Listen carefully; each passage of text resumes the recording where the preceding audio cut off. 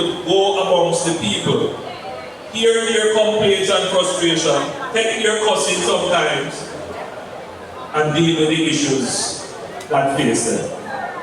At the end of the day, people are reasonable in the main. And if you deal with them reasonably, they will deal with you reasonably. And that is the government that I lead. And that is what I expect of everyone who is on this platform.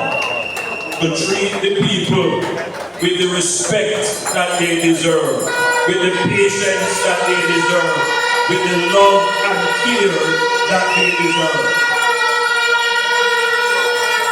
The Jamaica Labour Party is about building a caring society. And I want to repeat that. The history of our country at its start was brutal to us. It didn't show us any care. And as we have gone through from slavery to emancipation to pre-independence, decolonization to independence, it has been a long struggle for all of us.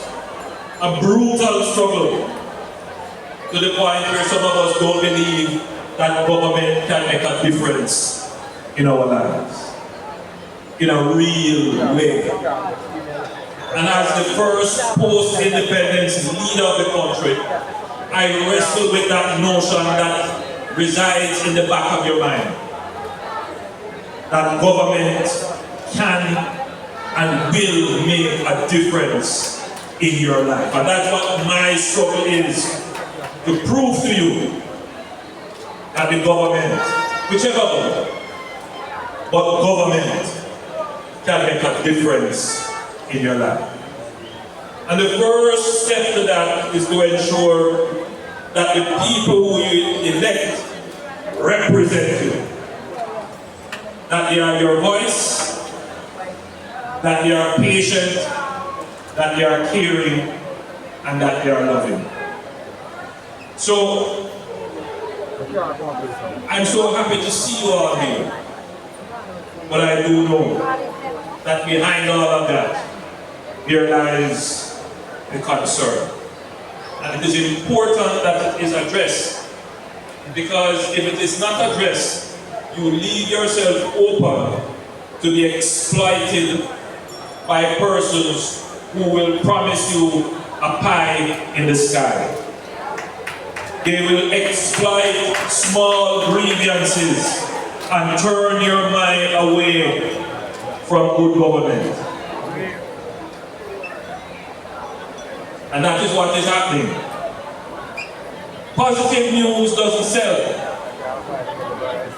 None of you is going to take up your phone and share on TikTok that the government of Jamaica spent $11 billion on the main road coming into Portland. Up the valley. You're not going to hear that. That don't make headline. That don't make headline. But that has transformed Portland.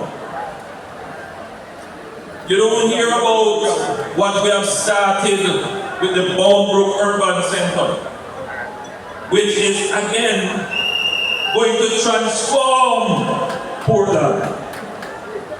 Right now, we have several projects planned for housing in your parish.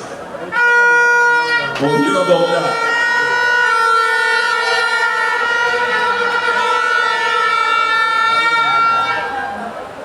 You don't hear about the new bypass that we plan to build, which we have already started to acquire land. That is going to be over $50 million US. It's a bypass, but it is also a development road. It is going to open up a whole heap of lands that we can build low income, achievable and affordable housing for the people of Portland.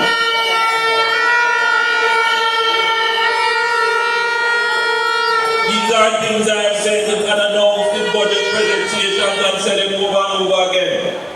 But if you look at what makes its way virally to your phones and to your ears and to your eyes, is some foolishness. 90% of which is not true. And even intelligent people gobble it up and then call me and ask if it's true, and then I say, it's not so fool. You know what's fool, you're supposed to know that it's not true. It tells me we have a problem with ignorance in the society. People not paying attention to the good things that are happening, numerous good things. But tonight I'm here to also give you a taste of what the future is going to be for your parish and for you personally. This parish is long held as the most beautiful parish in Jamaica, and I have to be careful of what I'm talking about.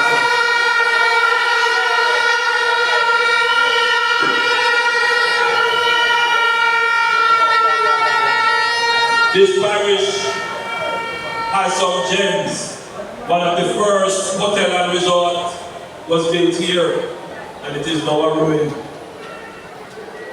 You have natural harbors which can be developed, lush, beautiful hills. But you know what is the greatest asset you have? The most hospitable people.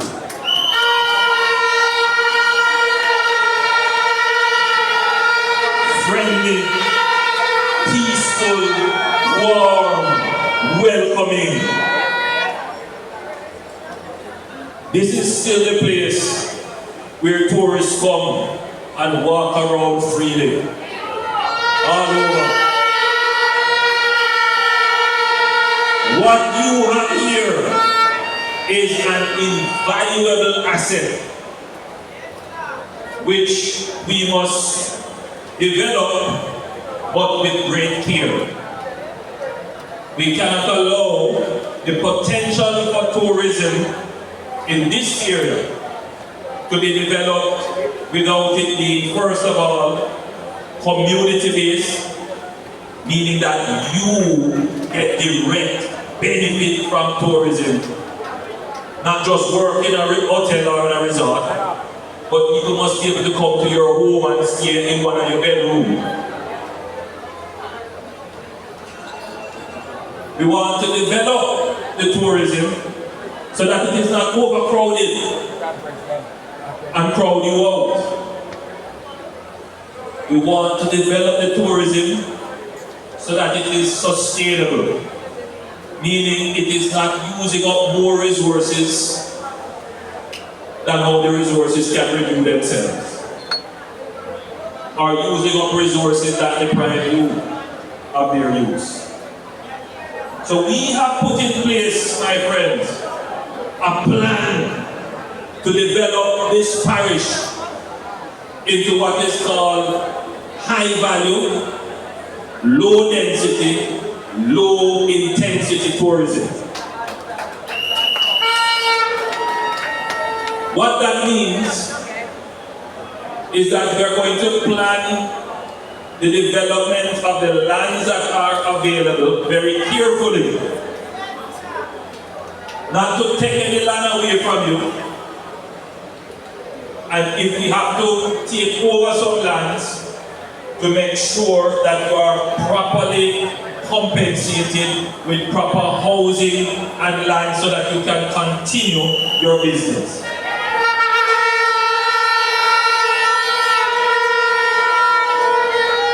We're not going to develop a massive high-rise that take away your view to the harbor and the ocean. We're not going to do any development that take away your access to the beaches. The development that we have planned here is about the people. And you will be primary in the development. It will mean you get a proper market. And listen to what I'm saying to you. The market is for you and for you to be able to do your business in the market. But you know something? In other countries, the market is an attraction. Yes! People come up on the cruise ship and go to the market. Yes! Not just craft market, they go to the local produce market. And so we are going to build a market for Port Antonio that itself will become a tourist attraction. That's the vision and the plan we have for you. We are going to develop certain properties on the waterfront, which will include a public park that everybody can go for free. Sit down and throw a blanket and have picnic and keep party and play volleyball and football and have fun. You see what we do with Harmony Park in St. James? We're going to do it right here, so where that itself becomes another attraction.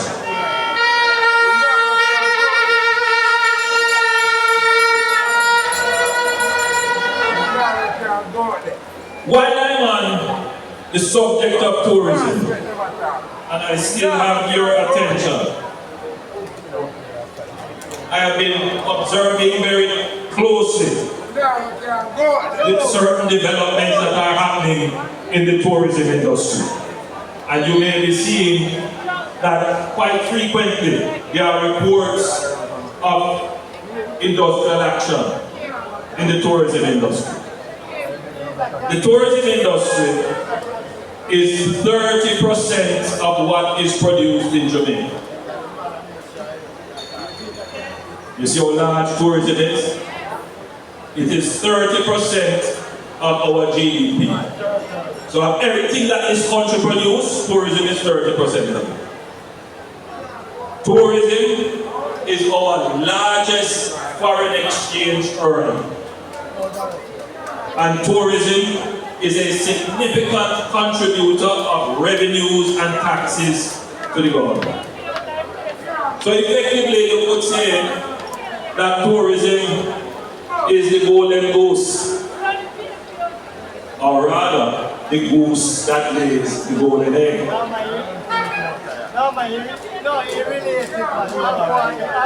We as an administration, we have grown tourism.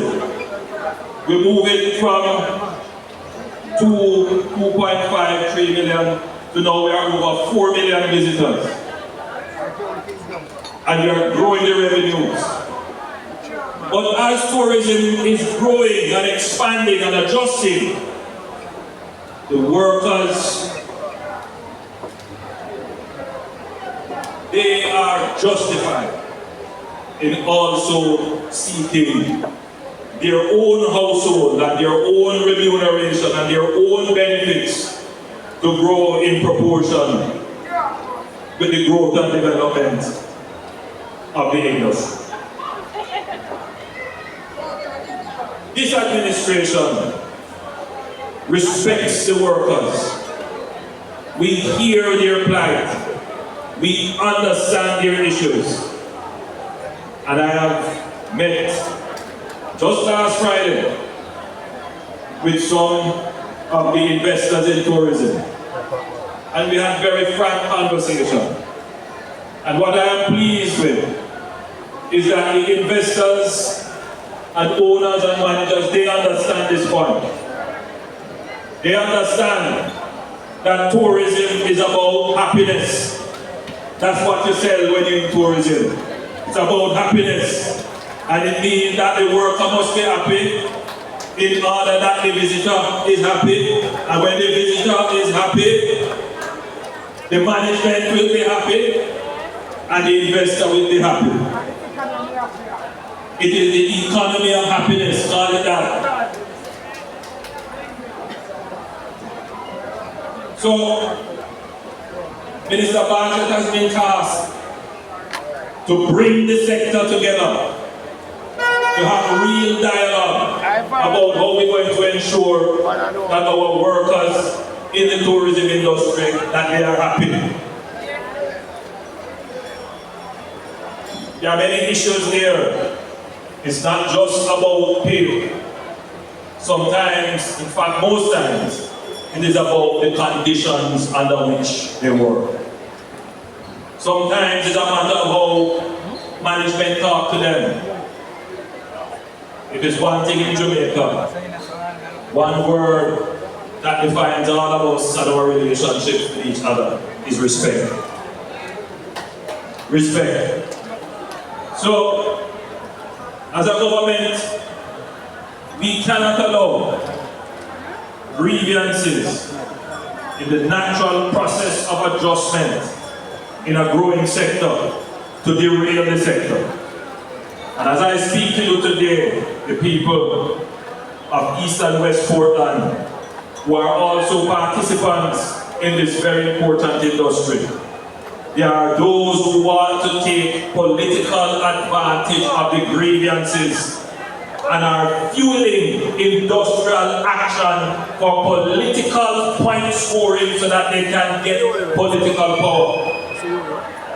I want you to stop and consider that those people who are behind the scenes agitating for political reasons, when they had the political power, they couldn't grow the tourism industry. They couldn't.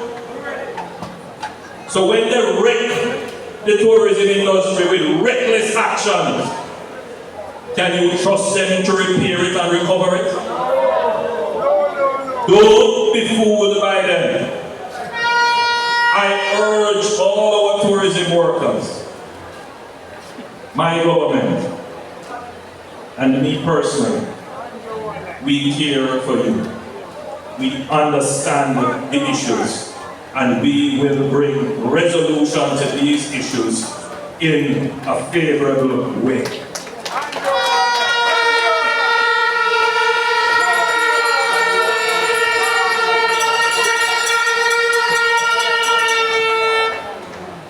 There are two ways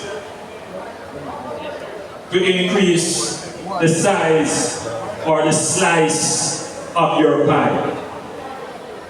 What you get in your pocket. One is the industrial negotiation. The pie is X.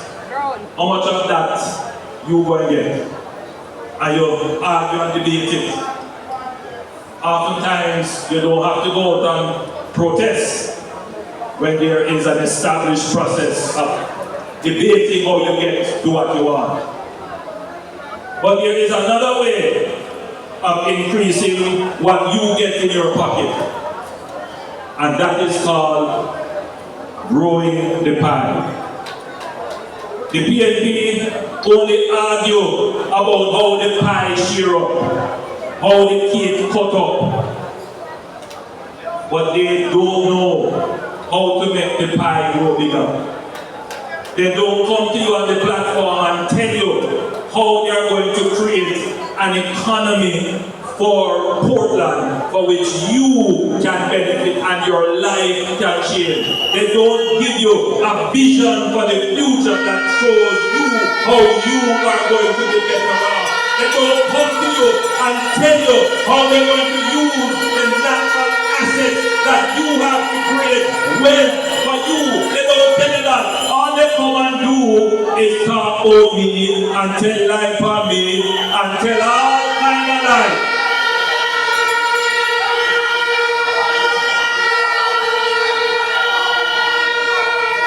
But they have no plan. And the reason why they have no plan is because they don't care. What they care about is power. And they will take the easiest way to power which is to play upon your grievances in the same way that they are playing upon the grievances in the tourism industry, to create disruption which could potentially destroy the goose that is laying the egg for all of it to survive.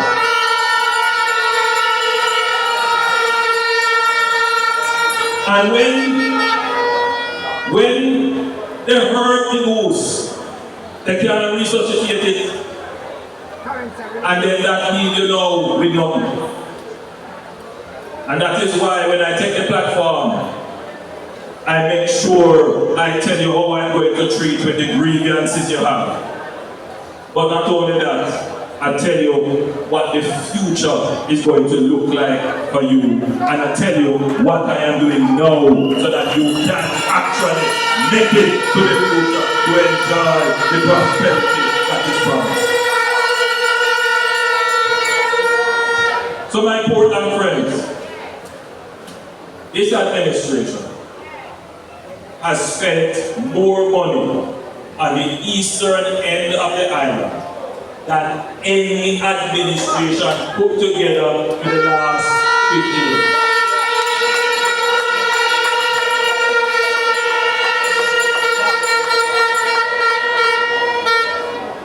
We are dealing with the issues that matter to you, and I guarantee you that within the next 2 years, Portland is going to be a whole new parish. In the same way that we are investing in St. Thomas, we are also making the same investments here in Portland. All of you're going to have more employment, you're going to have better income, you're going to have better quality housing, better road, better water, better health care, and better educational opportunities. That is what we are working hard for you. It is not a snap of the finger. You can't do everything one time. And some things you have to sequence it, meaning you have to do this before you do that. One of the first things you have to do, as the old adage says, the road to development starts with a road.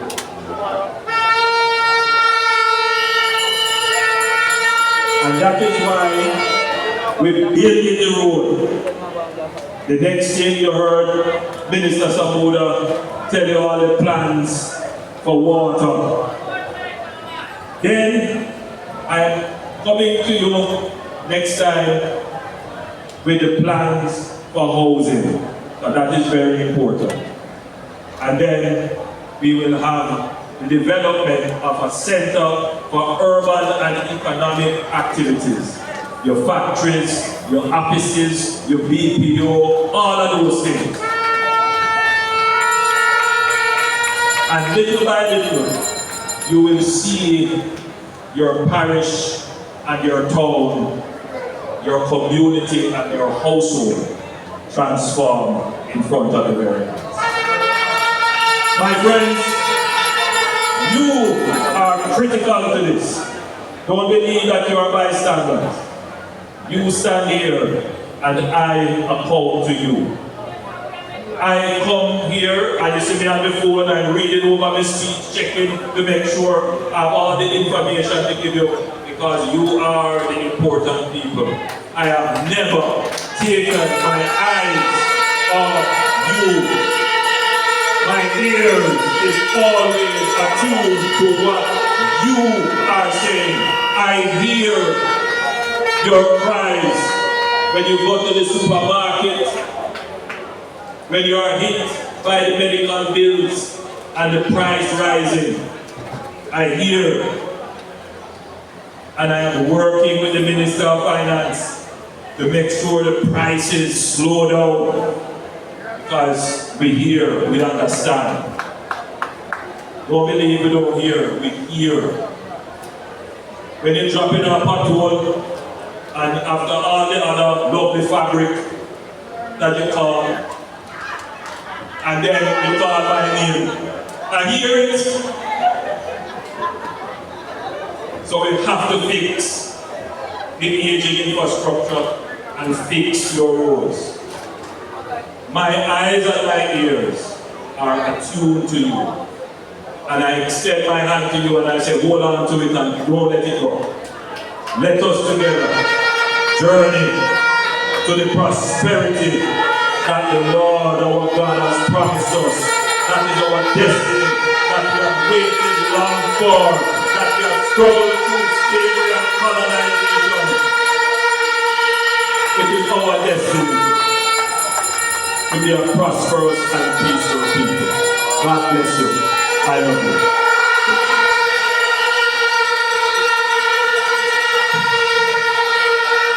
Thank you, Pastor Bishop. Thank you.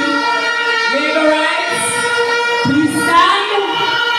We have a big week, a big weekend for by-elections, and of course, Sunday coming. We know all roads will lead to the national arena, and we can expect East and West Portland to roll out in their thousands and garages.